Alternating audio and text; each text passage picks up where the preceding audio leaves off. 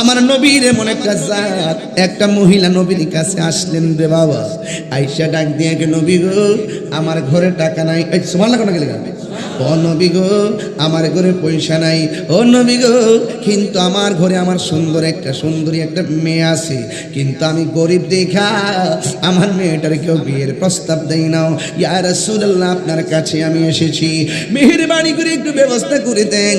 আল্লাহর হাবিব ডাক দিয়ে কয় ঠিক আছে বসুন।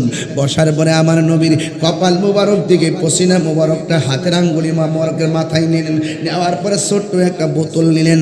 বোতল নেওয়ার পরে শিশি নিলেন, আতরের শিশির মতন। এবার নেওয়ার পরে বাবা যেই মাত্র নিলেন, আমার নবীর ওই পসিনা মোবারকটা এমনভাবে আঙ্গুলের মাথা মোবারকের মধ্যে লইয়া শিশির মধ্যে এই থুতু এই পসিনা মোবারকটা দিয়ে দিলেন। এবার আমার নবী বলে, মা আপনার মেয়ের বিয়ে হয় না, এই আতরটা একটু আপনার এই পসিনা মোবারকটা আপনার সঙ্গে নিয়ে যান। এই মহিলা বলেন, আমার নবী পসিনা মোবারকটা দিল। দেওয়ার পরে আমি রাস্তা দিয়ে হাঁটতেছি, এবার আমি দেখলাম পুরা রাস্তাটা মেশকে আম্বরের মতো গ্রান জারি হইয়া গেছে। আর বড় করে বলেন না সুবহানাল্লাহ। এবার আমার নবী আপনার নবীর কাছ থেকে পসিনা মোবারকটা লইয়া রাস্তা দিয়া যায়। মানুষ জিজ্ঞাসা করে কি ব্যাপার, জীবনে তো রাস্তা দিয়া কম গেল না, তোমার মাঝে এমন গ্রান কেন হইতেছি? এবার মহিলাটা ডাক দিয়ে কয়, আমার মেয়েটার বিয়ে হয় না, আল্লাহর হাবিব তাবাররুকান নিজের পসিনা মোবারক আমার হাতে দিছি, ওই পসিনা মোবারক থেকে গ্রান আসতেছি। এবার প্রতিবেশীরা কয়, যেই নবী মায়া কইরা মহব্বত কইরা যেই পরিবারকে পসিনা মোবারক হাদিয়া দেয়, নিঃসন্দেহে এই পরিবারের সঙ্গে সম্পর্ক করলে আমার নবী খুশি হয়ে যাবে। এই মহিলা বলে, এরপর থেকে লাইন ধরছে আমার মেয়ের জন্য। আপনারা জবান খুলে বলেন, আমার নবীর পসিনা মোবারকের দাম কম না বেশি? এই আওয়াজে বুঝি না, জবান খুলে কোন কম না বেশি? উম্মে আয়মান বলেন, আমি আমার নবী পসরা মোবারকটা করলেন সেলুমসির মধ্যে পসরাম মোবারক, এখন আমি পসরাম মোবারকটা কোথায় নিয়ে ফেলবো, কোথায় নিয়ে ফালাবো? এমন কি জায়গা আছে যে এই জায়গা নবীর পসরাম মোবারক ধারণ করার ক্ষমতা আছে? আহলে সুন্নাত ওয়াল জামাআত, এটিই হলো মুক্তির সরল পথ। আসুন এই সত্যের পথে আমরা ঐক্যবদ্ধ হই। কারীমের মধ্যে আল্লাহ বলেছেন, কুল বিফাদলিল্লাহি ওয়া বিরহমাতিহি ফাবিযালিকা ফালইফরাহু হুয়া খায়রুম মিম্মা ইয়াজমাউন।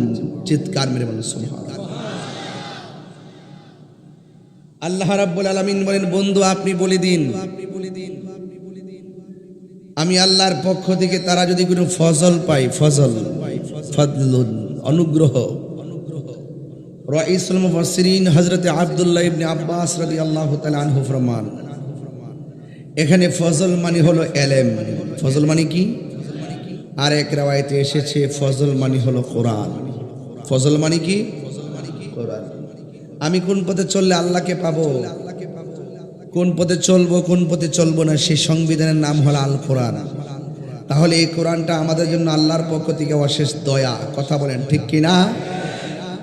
এই কোরআন পেয়ে আপনারা যারা এসেছেন মাহফিলে, আপনাদের মাহফিলে যারা এসেছেন, আপনারা কি খুশি না বেজার? এই খুশিটার নামই হলো ঈদ। খুশির মানে কি? সৌদি আরবে যান, বাংলাদেশের অনেক দিবস আছে, শ্রমিক দিবস দিবস আছে না? দেখবেন দিবসের আগে ঈদ শব্দটা উল্লেখ আছে, ঈদকে দিবস বলা হয়। আর আমরা দেশের মৌলানারা ঈদ মানে বুঝে ঈদুল ফিতর আর ঈদুল আজহা। ঈদ মানে দিবস, নবী যেই দিনে এসেছেন এটাকে ঈদ বলে, নবীর আগমনের দিবস। আমরা এই দিনটাতে আনন্দ করি নবীর আগমনের দিবস হিসাবে, আমরা এই আনন্দটা করি নবীর এই দিবস হিসাবে। নবী যেই দিনে দুনিয়াতে এসেছেন এই দিনটা আমাদের কাছে অনেক দামি, অনেক আনন্দের, অনেক প্রেরণার, অনেক গর্বের। কথা বলেন ঠিক কিনা? এই জন্য আল্লাহ বলছেন, তোমরা যখন আমি আল্লাহর পক্ষ থেকে ফজল পাবে তখন তোমরা আনন্দ করো, ওয়া বিরহমাতিহি, এবং যখন কোনো রহমত পাবে তখন তোমরা আনন্দ করো। ভাগ্য ভালো যে আল্লাহ কোরআনুল কারীমের মধ্যে আমার নবীকে রহমত বলেছেন। যদি রহমত না বলতো মৌলবীরা কইতো এই রহমত মানে চাঁদের আলো। মৌলবীরা কি কইতো? রহমত মানে চাঁদের আলো। অথচ আমার আল্লাহ তো এখানে ক্লিয়ারলি বুঝাই দিয়েছেন যে আমি আমার বন্ধু নবীকে সারা পৃথিবীর জন্য রহমত বানায়া পাঠাইছি। ওয়ামা আরসালনাকা ইল্লা রাহমাতাল লিল আলামিন।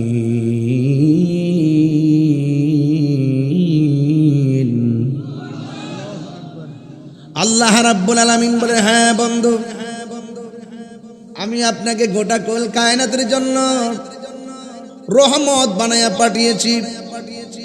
আল্লাহ রাব্বুল আলামিন নিজের ক্ষেত্রে আমার আল্লাহ বলেন, আলহামদুলিল্লাহি রাব্বিল আলামিন।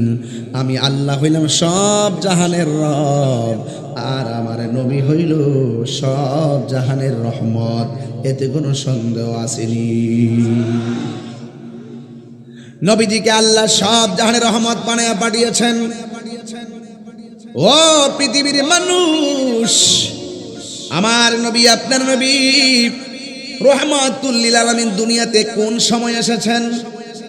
এমন একটা সময় এসেছেন, আদম সফিউল্লাহ থেকে ঈসা রুহুল্লাহ পর্যন্ত আমার আল্লাহ ধারাবাহিকভাবে নবী রাসূল দুনিয়াতে পাঠিয়েছেন।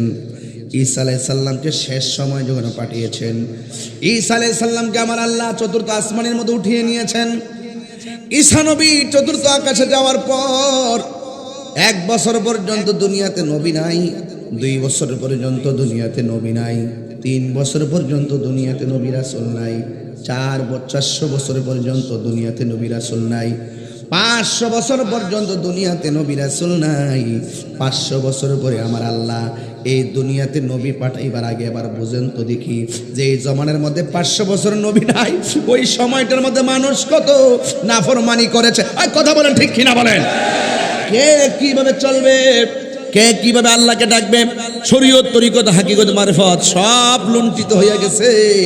যে যেমনি মনে হচ্ছে সেইভাবে চলেছে, যে রাম বিচার বেড়ে গেছে, শরীয়ত নাই, তরিকত নাই, হাকিকত নাই।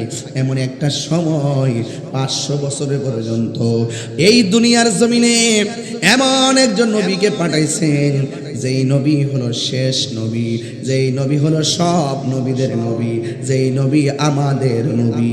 চিৎকার মেরে কন্যা সুবহানাল্লাহ। এবার আমার নবী, আপনার নবী রহমাতুল লিল আলামিন এই দুনিয়ার জমিনে এসেছে। ও যুবকের দল, কি দিয়ে আমি ওয়াজ বোঝাইতাম? নবী এমন একটা সময় দুনিয়াতে এসেছেন, যেই সময়ের মধ্যে সন্তান, কন্যা সন্তান হলে মানুষকে জীবন্ত কবর দিয়ে ফেলতো। এমন একটা সময় নবী দুনিয়াতে এসেছেন, যেই সময় সন্তান তার মাকে বিয়ে করে ফেলতো। শরীয়ত ছিল না, কোনো ধরনের বেদ বিচার ছিল না। এমন একটা সময় আমার নবী দুনিয়াতে এসেছে। আমার নবী দুনিয়াতে আসার পর এই রবিউল আউয়াল মাসে যখন দুনিয়াতে এসেছেন, মা আমেনা বলেন, আমার নবী দুনিয়াতে আইসাই 3টা স্লোগান দিয়েছেন। জোরে কোন কয়টা? আরো জোরে বলুন। 3টা স্লোগান দিয়েছেন। আমার পূর্বের আলোচক মিলাদের উপর আলোচনা